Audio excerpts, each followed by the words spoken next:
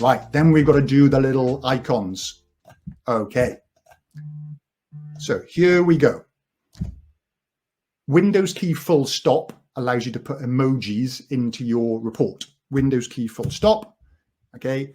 And you can go to recents. You can search for all the different types of emojis and stuff. Under my recents, I've got my coffee cup. So I click on it. Okay. And I can click away. There it is. And for the out, I want the strength out of 5. So I want some blanks to show. So Windows key full stop. I'm just going to put a square in there. Okay. So there's my 2 objects. Now, if something's got a coffee strength of 3, I want 3 cups. So equals the repeat function. On the text, how many times do I want it to repeat? Well, this number of times, this coffee strength, 2. And if I want it to fill the blanks out of 5 with squares, so equals repeat, the square, okay, with 5 minus the coffee strength. Close the bracket.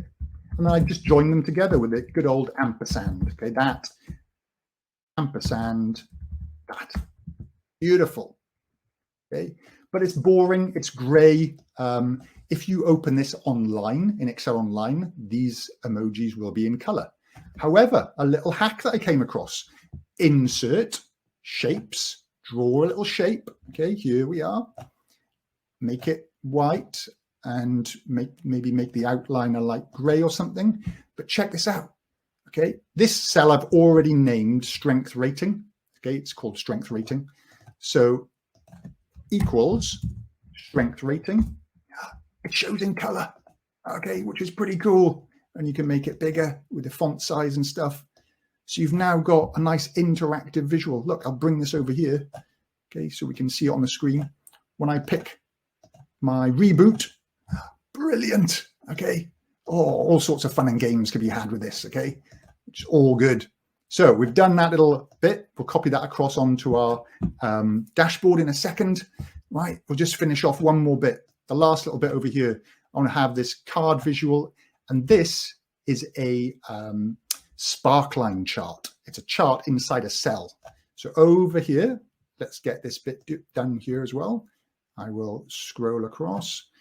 Okay, so for my sparkline, I want my months going across. So I'm just going to go, and I need a drop-down box, just to recap. I want a drop-down box for year. So I need to do a very similar thing to what I've done here, but for year. And then I want the card visual and then a drop-down box. And then we'll be pretty much done, okay? So here we go. This is a nice little bit of a repeat of what I just did. So insert, pivot table, click OK. Put year into the rows, okay, remove the grand total and do the filter function equals filter. This sort of range, again, go maybe to cell 20 or something like that, where this range doesn't equal blank. Got to love the filter. Oops, sorry, got that. Got to love the filter function. Make this DD years. Again, named range. Remember how to do this. We go formula, define name. We click on this and we put a hash in this little box. Enter, click OK. All right. And then this drop down box becomes data validation list. Press F3 in this box. DD years is there. Click OK. And now we've got a nice dynamic box in here called selected year. Okay. Perfect. So that's that bit done. Right. I now need to create to do one of these little mini charts, the Sparkline charts. Again, you have to really refer to cube formulas. So here we go. Insert, pivot table. Click OK. There's no real limit to how many pivot tables you can use in an Excel file. I've used like 65, 70 in a report. The more computing power you have, the better, obviously. Right. So we want simply to have year as a slicer. Oh, sorry, as a filter. Year as a filter. So here's my year of 2020, say. I'll just match up with that one. In the rows, we want the month. And then I want my units sold into, let me just double check. Was it units sold? Yeah, units sold. Scrolling across. So I go to my sales data, go to my units sold, give it a tick. It'll end up in the values. So there's my total. Okay. Right. I want to turn this into cube formulas, but also I need to bring in a little filter for products that my product drop down controls it as well. So I'm going to go product table, product name in the columns, and then right click on this first one, filter, keep the selected item. I don't need the grand total, so I'll remove that. So that's it. I'm ready now to turn this into my cube formulas. OLAP tools, remember, under pivot table analyze, convert to formulas, and also tick this, convert the report filter as well. So convert, right, all good. Okay, this center across bit is what I've already built. So I can go on yellow here, equals, go across, okay, all the way across here. Here it is. Okay, click on that. Okay, so that's already been done, which is great. And then the year is the same concept. It's this calendar year and 2020. So it's that and 2020 bit that I need to reference. So I've pre-prepared that just in the interest of time over here. So equals, and I go and pick on the year, the selected year. There we go. And I'll just text join that together, equals text join, okay, with no space, comma, comma, and highlight those four. Press enter. So there's my little part that I need. Make it a bit wider so we can see it. Okay, so we go back over here and we go onto this. We get rid of this bit in double quotes. Beautiful. And we go and click on this cell that we just created. And now it's dynamic. Okay, so if I come back over here and just try that out, if I change this to 2021, yep, 2020, all good. Okay, I'm just going to highlight those months, and insert a line from the Sparkline options. Okay, I'm going to go for the line. And it says, where do I want to put it? Well, I'll go and put it over here where I've sort of pre-prepared a little bit. I've got a dynamic heading as well. Put it there. Okay, so there's my line. And if I make this a bit taller, I can add low point and high point and all these sorts of things. Okay, so let's get all this stuff over onto my report. So here we go. Oh, we also need a grand total. Oh, we'll do that later. Okay, so here we go. I want to start with this slicer, or this drop down. So Control X, go to my dashboard, get this out of the way. And I'm almost wrapping up, just 1 minute left. Okay, so here we go. Place that there. We're done. Go back to the product workings, go and get the little visual. Okay, so Control X. And because we've used named ranges, we don't have to repoint anything. Everything just controls it. And then this one, Control X, go onto your dashboard. And I'd neaten this up and reformat a little bit. And then the last clever little piece is this. Okay, over here, highlight this, Control C, go to your dashboard, paste it as a linked picture. Okay, right click, hover over the paste special, or go to this little arrow here. Okay, linked picture, which is this one down here, linked picture. And now it's all dynamic. So this changes, this changes. Beautiful. Okay, so you've now got this fully interactive dashboard with all sorts of good stuff in it. But the best thing, right, the best thing and the reason to build stuff in the data model and build it this way is it's refreshable. Okay, so check this out. Check how good this is. You spent all this time building this dashboard.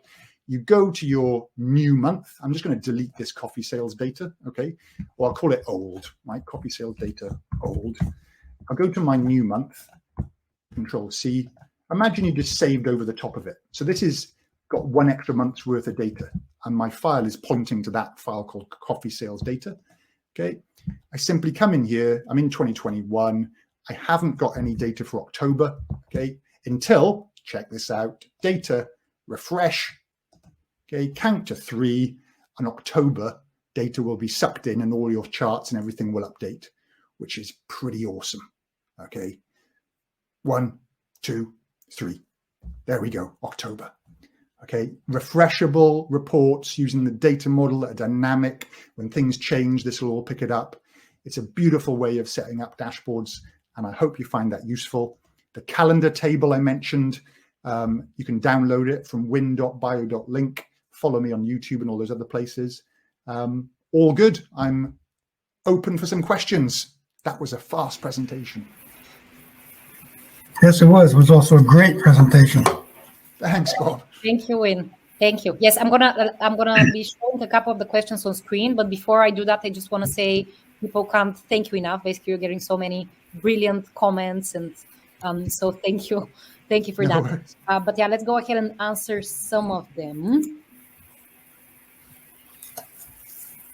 Would this file be available as a download as a reference for you? It's a little bit empty. I'm happy to put a little link somewhere, but I haven't planned to. But again, I can put a little link into the wyn.bio.link if there isn't a place to load it here. I wasn't planning on sharing it because it's just an empty file. So just watch the video. Great. Do you recommend importing a separate calendar table rather than using Power Pivot? Absolutely. Yeah. You must have your own calendar table if you're going to build a data model report.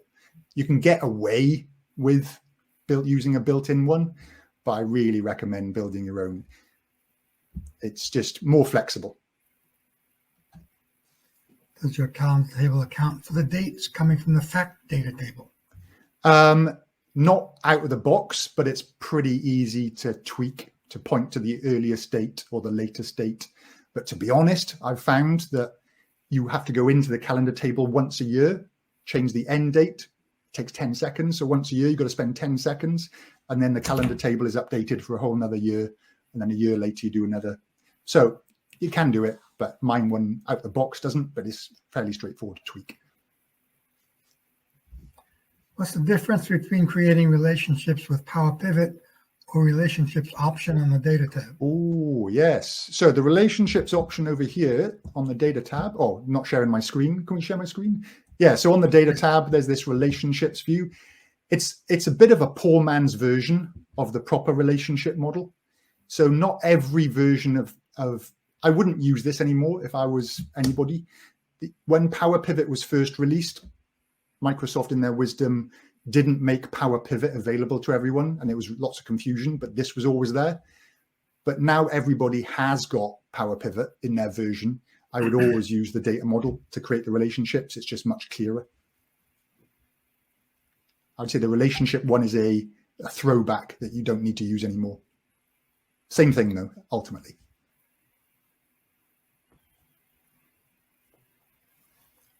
Brilliant.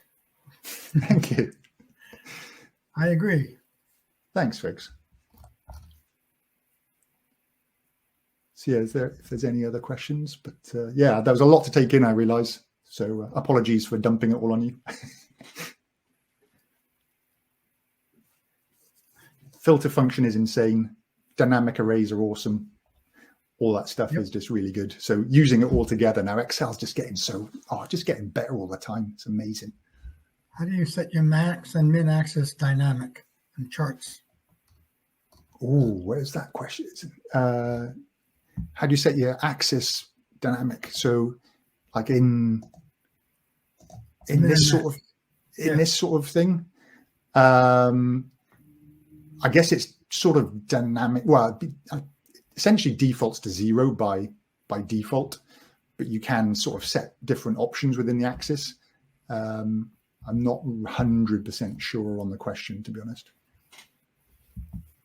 But if you did display your axis, so, you go axis, click on this, primary vertical, you've got options under here, right click, format axis. You've then got automatic, max, units, minimum, bounds. So by default, they're sort of auto, and then you actually physically hard code them in. But please always put your axis at 0 on the bottom. I hate charts that don't start at 0. It's just how to trick people into think you've got big variances. Why is creating measures so important? Oh, good question.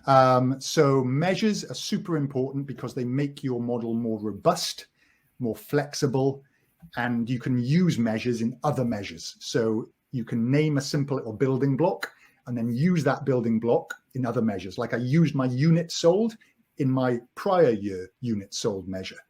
So really important to use measures because if stuff changes in the future as well, you need to point your measure at a different table. You need to add up a different column. You just change your measure and all your charts work. honestly, you can save so much time. Just always use measures and you'll never regret it. Promise. What is data catalog in Power Query? I have no idea. Good answer.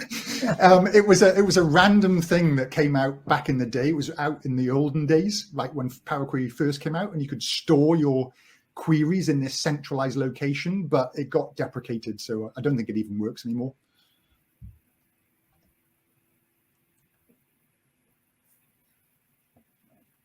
Looks like that's it.